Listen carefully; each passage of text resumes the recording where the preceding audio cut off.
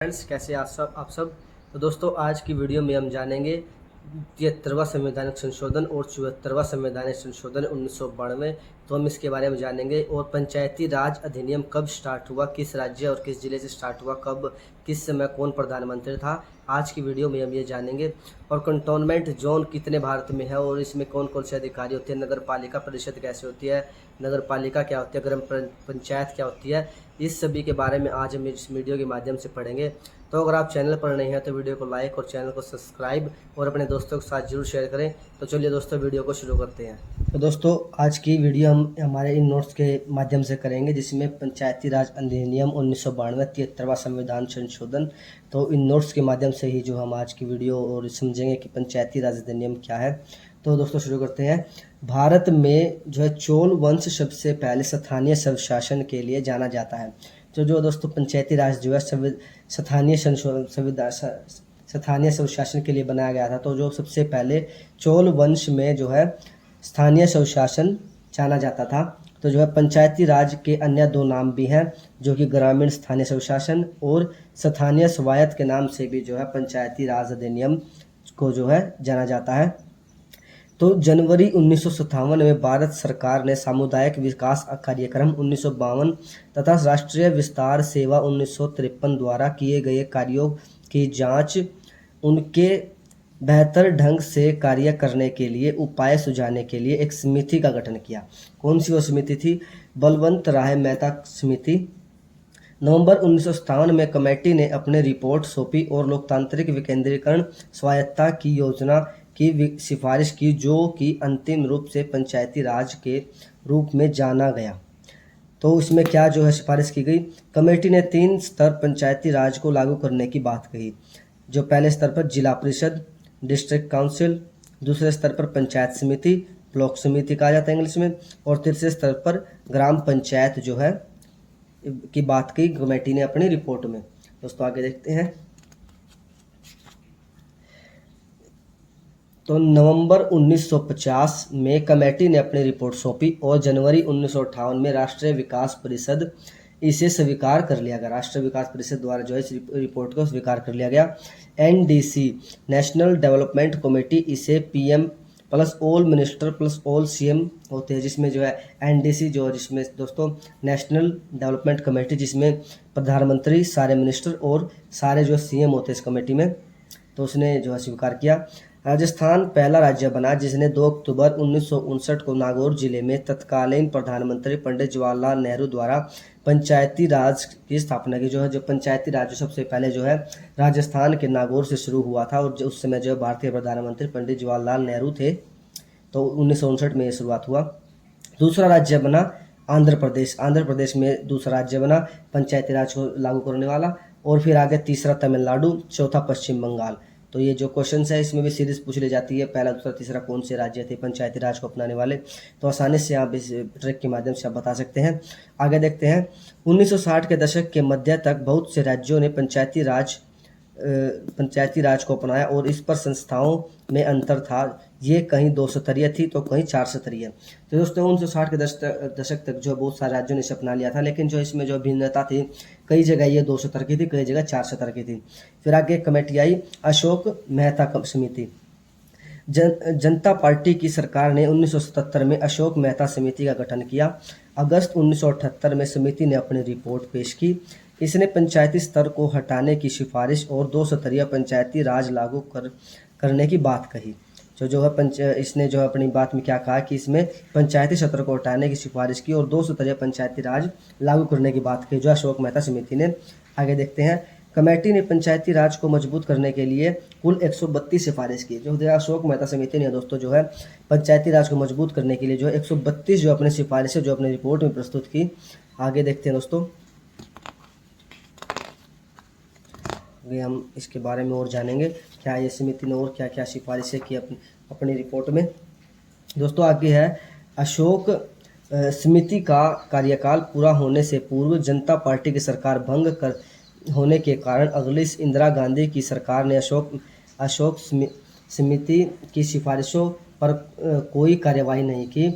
पर आंध्र प्रदेश, पश्चिम बंगाल, कर्नाटक ने अशोक मेहता समिति को ध्यान में रखकर पंचायती राज संस्थाओं के लिए कुछ कदम उठाए। दोस्तों क्या हुआ कि जब समिति का कार्यकाल पूरा होने से पहले ही, जो समिति का कार्यकाल दिया गया था समय रिपोर्ट प्रस्तुत करने के, तो वो पूरा होने से पहले ही जो है जनता पार्टी की सरकार जो बंक हो गई थी और अगली सरकार जो इंदिरा गांधी की सरकार, कांग्रेस की सरकार बनी थी, तो उसने जो है अशोक मेहता समिति की सिफारिशों पर कोई कार्रवाई नहीं की।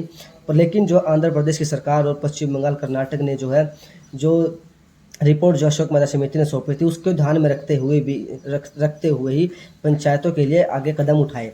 तो जो है इसमें जो है GV.K. राव कमेटी 1985 में बनी, LM सिंघवी कमेटी 1986 में बनी और थुगोन कमेटी 1988 में बनी, VN गडगिल कमेटी 1988 में ही बनी। ये वो कमेटी और उनके अध्यक्ष के नाम है कब ये कमेटी बनी।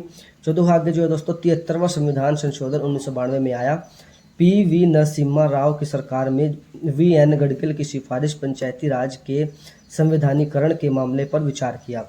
और जो 73वां संविधान संशोधन 1992 में हुआ उसमें जो है प्रधानमंत्री भारत के PV नरसिम्हा राव थे और VN गडगिल की सिफारिश पर पंचायती राज के संवैधानिकरण के मामले में विचार किया। यह प्रस्ताव लोकसभा में 22 दिसंबर 1992 में आया। पंचायती राज का प्रस्ताव राज्यसभा में 23 दिसंबर 1992 में आया, तो यहाँ पर पास हुआ। फिर यहाँ हुआ 17 असेंबलीज में पास हुआ। राष्ट्रपति जो है इस बिल पर हस्ताक्षर जो है 20 अप्रैल 1993 को किए। और ये जो बिल जो है प्रस्ताव में कब आया, वो आया 24 अप्रैल 1993 को। आगे देखते हैं दोस्तों, जो 73वां जो संविधान संशोधन था वो दोस्तों वो क्या था, 1992 में हुआ था। संविधान में भाग 9 जोड़ा गया, जो है इस संवैधानिक संशोधन में जो है संविधान में भाग 9 जोड़ा गया और आर्टिकल 243 और 243O 16 नए अनुच्छेद जोड़े गए। एक नई अनुसूची जोड़ी गई, 11वीं अनुसूची 1992 में।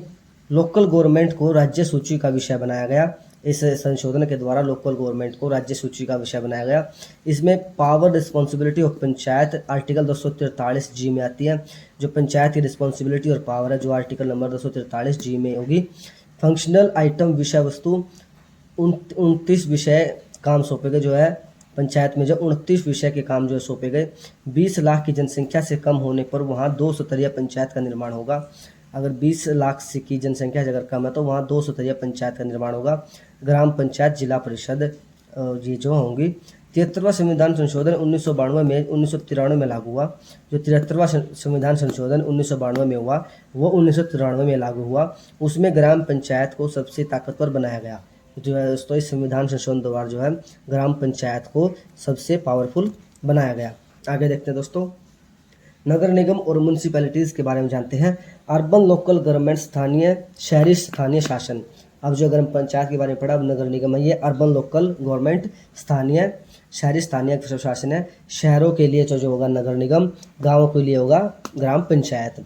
भारत में सबसे पहले 1688 में मद्रास में नगर निगम की स्थापना की गई ईस्ट इंडिया कंपनी द्वारा। जो ये है दोस्तों नगर निगम का इतिहास है, जो है ईस्ट इंडिया कंपनी द्वारा 1988 में मद्रास में जो है इसकी नगर निगम पहला बनाया गया था। इसके बाद 1726 में बॉम्बे और कलकत्ता में नगर निगम बने। पहले मद्रास, फिर बॉम्बे और कलकत्ता। लॉर्ड मायो ने 1870 में नगर निगम के लिए वित्तीय विकेंद्रीकरण के लिए पहला कदम उठाया। तो जो है लॉर्ड मायो ने 1870 में जो है पहला विकेंद्रीकरण के लिए पहला कदम उठाया। 1872 में लॉर्ड मायो ने भारत में पहली बार जनगणना कराई। जो है दोस्तों 1872 में जो सबसे पहली गणना जो हुई थी 1872 में लॉर्ड मायो द्वारा कराई गई। Lord Ripon the father of local self and government. जो है लॉर्ड रिपन जो है the father of local self government, स्थानीय स्वशासन स्वायत्ता के लिए जाने जाते हैं लॉर्ड रिपन। आगे लॉर्ड रिपन ने 1882 में नगर निगम, नगर पालिका और शासन की आज़ादी दी। तो जो है लॉर्ड रिपन ने 1882 में नगर निगम, नगर पालिका को शासन की आज़ादी दी। रेजोल्यूशन ऑफ मैग्ना कार्टा, तो ये मैग्ना कार्टा के द्वारा जो है ये कराया गया। आगे इस जो मैग्ना कार्टा के बारे में बताया गया, मैग्ना कार्टा क्या है वो आपको बताते हैं। 1215 में ब्रिटेन के राजा जॉन प्रथम ने लोगों को लिखित मौलिक अधिकार दिए। इस घोषणा को जो मैग्ना कार्टा कहा जाता है। मतलब जो है इसमें भी जो है लॉर्ड रिपन ने इसी के माध्यम से जो है स्थानीय लोगों को नगर निगम और नगर पालिका के शासन की आज़ादी दी। और रेजोल्यूशन ऑफ मैग्ना कार्टा के द्वारा, तो मैग्ना कार्टा क्या था, जो राजा ने जो है लिखित मौलिक अधिकार दिए, तो इस घोषणा को जो मैग्ना कार्टा कहा जाता है। आगे देखते हैं दोस्तों, 74वां संविधान संशोधन क्या था दोस्तों, ये जानेंगे। लोकसभा में जो है 74वां संविधान संशोधन 22 दिसंबर 1992 को आया। राज्यसभा में 23 दिसंबर 1992 को आया। प्रभाव में आया 1 जून 1993 को। और लोकल गवर्नमेंट स्टेट लिस्ट में जो है ये आता है। संविधान में भाग 9 जोड़ा गया। आर्टिकल 243 से 243 जोड़े गए।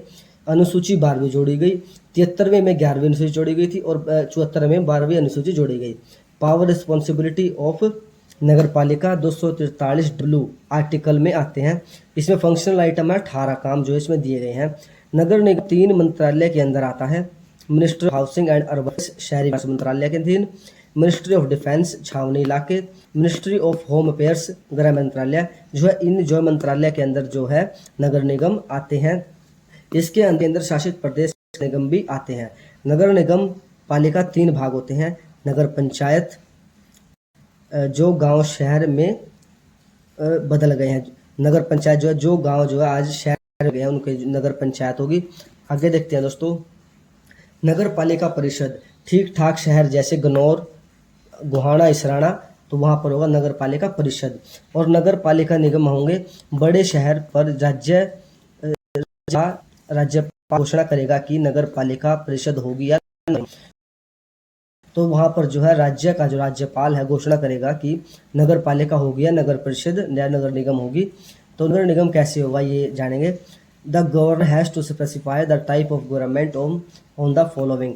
जो है राज्यपाल होगा वो जो है कुछ फैक्टर को देखा कि वो नगर निगम होगा या नहीं होगा। वो कौन कौन से फैक्टर है, वो है पहला पॉपुलेशन, दूसरा पॉपुलेशन डेंसिटी जनसंख्या और जनसंख्या घनत्व वो देखेगा। रेवेन्यू कितना है, परसेंटेज ऑफ एम्प्लॉयमेंट देखेगा वहाँ की राज्यपाल जो होगा स्टेट का। इकोनॉमिक देखेगा वहाँ की। और अदर फैक्टर्स होंगे जो लिखित होंगे संविधान में, वो जो है देखकर ही घोषणा करेगा कि नगर निगम होगा या नहीं।